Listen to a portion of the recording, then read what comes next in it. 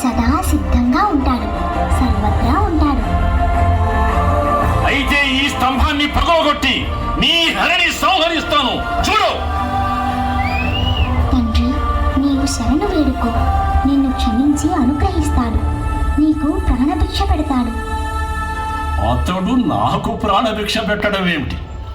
నేనే అతడి ప్రాణాన్ని నా గదాఘాతంతో సంహరిస్తాను.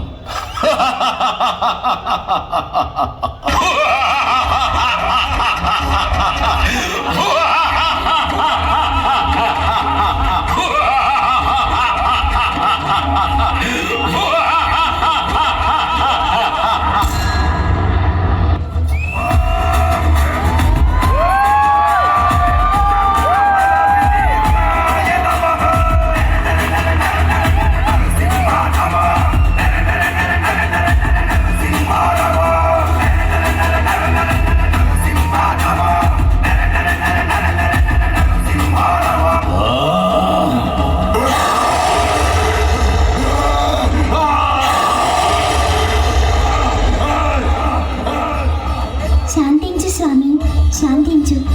నా తండ్రి గారికి మోక్షాన్ని ప్రసాదించు.